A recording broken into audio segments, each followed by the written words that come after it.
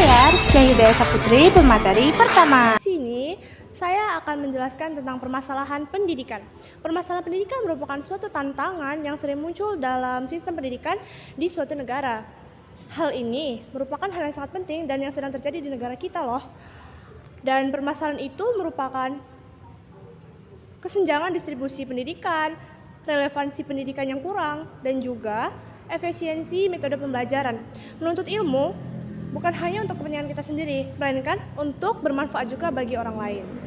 Nah, permasalahan pendidikan sekarang ini mencakup berbagai permasalahan yang sedang dihadapi oleh program-program pendidikan yang ada di negara kita ini.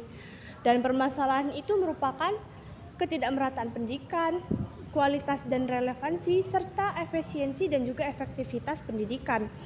Dalam suatu permasalahan pendidikan pasti memiliki faktor pendukung, dan antara lain yaitu yang pertama, meningkatnya ilmu pengetahuan dan juga teknologi. Yang kedua itu ketidakmerataan tenaga pengajar saat mengerjakan tugas mereka. Yang ketiga, populasi penduduknya yang semakin naik. Dan yang keempat itu penurunan minatnya dari peserta didik tersebut. Nah, di sini saya akan membahas tentang permasalahan pendidikan di dalam lingkungan keluarga. Permasalahan pendidikan dalam keluarga. Keluarga yaitu adalah tempat pertama anak-anak untuk mendapatkan pendidikan. Karena anak dari kecil itu sudah mulai terbuka dengan orang tuanya dan juga dengan anggota keluarganya. Namun kenyataannya di sela-sela itu masih selalu ada permasalahan yang timbul dalam keluarga itu, yaitu masalah dalam pendidikan. Faktor-faktornya yaitu sebagai berikut. Yang pertama ada gaya hidup. Kenapa dengan gaya hidup? Karena zaman sekarang ini semakin berkembangnya zaman, semakin banyak anak-anak yang mengikuti gengsinya untuk mengikuti tren-tren. Jadi mereka itu memaksakan ke orang tuanya dan keluarganya untuk memahami apa yang mereka mau dan apa yang mereka inginkan. Maka dari itu mereka tidak memikirkan betapa keluarganya susah untuk mencari uang.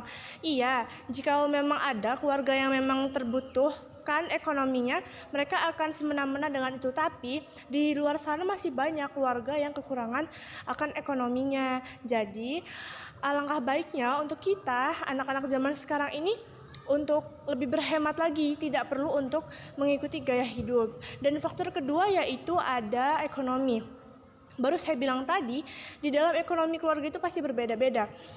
Semakin baik ekonominya, maka semakin baik pula kondisi dalam keluarganya. Baik itu tentang kebutuhan pangan, minum, pakaian, rumah, dan ataupun apa itu. Dan yang pastinya jika ekonomi kita baik, maka pendidikan kita juga pasti akan terjamin.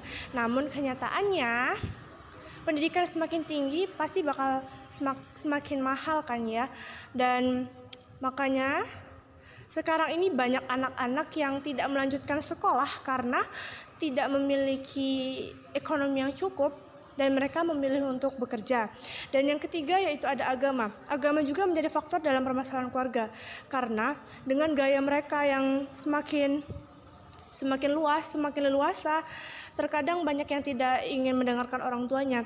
Jadi mereka itu semena-mena dengan gayanya. Jadi kita sebagai orang tua harus menanamkan nilai-nilai kebaikan dalam kehidupan anak kita supaya anak kita bisa berbuat baik dan bisa berhati-hati lagi untuk kedepannya. Halo semuanya, saya Ulfa Dwi Nurhaya, pemateri kedua. Di sini saya akan menjelaskan permasalahan di sekolah. Permasalahan di lingkungan sekolah bisa muncul dari berbagai aspek, baik dia itu internal maupun eksternal. Permasalahan pendidikan yang sering terjadi yang pertama adalah kurikulum yang membingungkan yang terlalu kompleks. Di Indonesia sudah terhitung mengalami 10 hingga 11 kali perubahan kurikulum sejak Indonesia merdeka.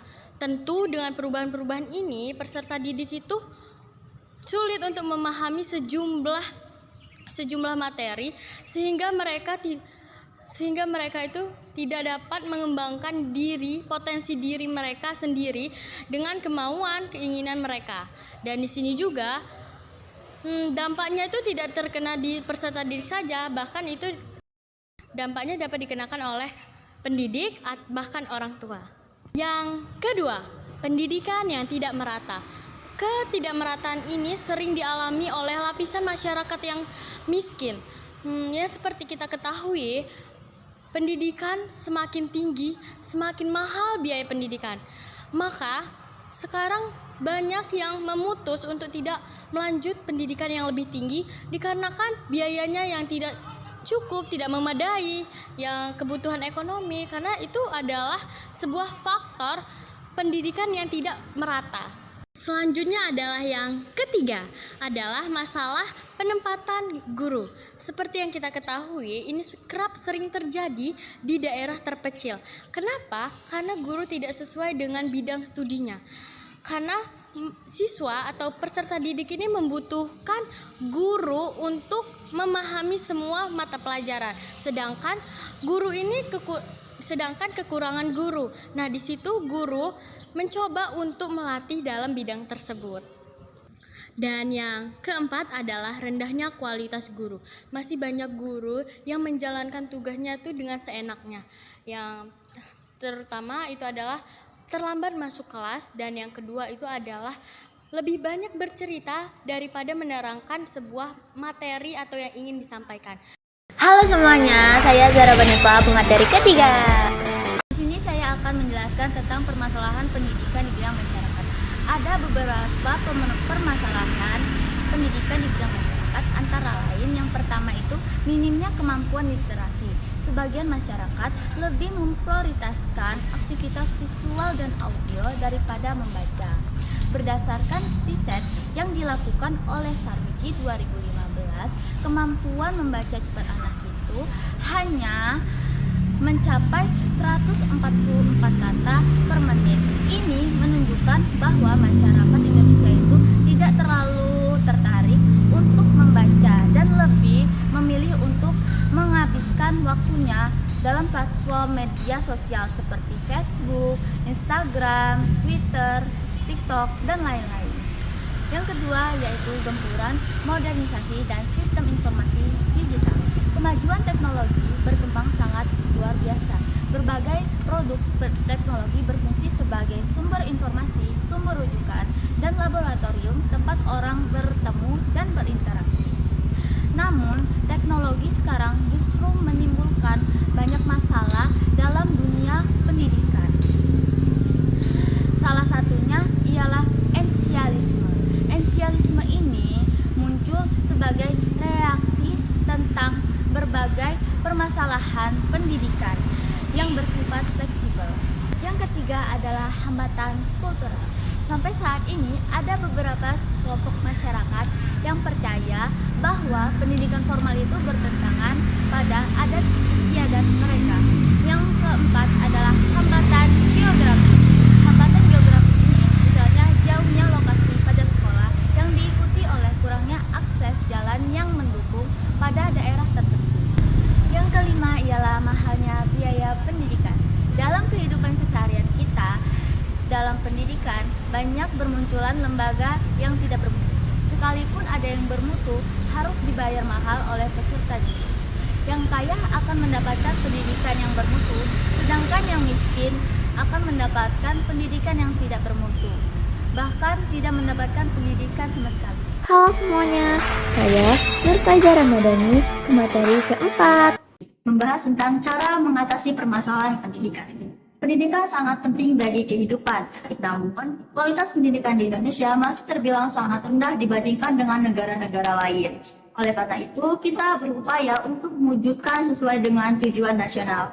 Ada berbagai macam cara untuk mengatasi permasalahan pendidikan. Yang pertama adalah melakukan pemerataan pendidikan. Nah, kita tidak asing lagi dengan permasalahan ini, karena setiap daerah terpencil itu pendidikannya akan tertinggal. Maka dari itu ada beberapa cara untuk mengatasi permasalahan ini. Yang pertama adalah melakukan pembangunan gedung atau ruang untuk siswa belajar. Yang kedua, kita harus merawat dan menjaga barang-barang yang difasilitaskan. Nah, yang ketiga, mengirimkan guru-guru yang profesional ke daerah yang terpencil. Lalu yang terakhir ini adalah melakukan program pendekatan masyarakat yang tujuannya untuk mengedukasi masyarakat tentang pentingnya pendidikan. Yang kedua adalah meningkatkan kesejahteraan guru. Pendidikan di Indonesia masih sangat membutuhkan guru yang dapat menjalankan tugas dan fungsinya dengan baik sesuai dengan Undang-Undang Nomor 20 Tahun 2003. Tidak jarang kita ketemui ada guru yang mencari pekerjaan sampingan. Nah, ini dianggap kurang efektif karena dapat memicu ketidakoptimalan dalam mengajar. Lalu yang terakhir adalah meningkatkan mutu pendidikan.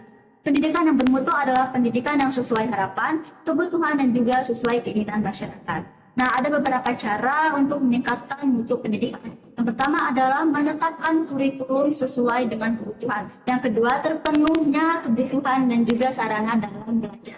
Yang terakhir adalah mengadakan program-program sederhana seperti kursus, program literasi, dan lain sebagainya yang tujuannya untuk meningkatkan prestasi belajar siswa. Sekian dari saya ucapkan terima kasih. Wassalamualaikum warahmatullahi wabarakatuh.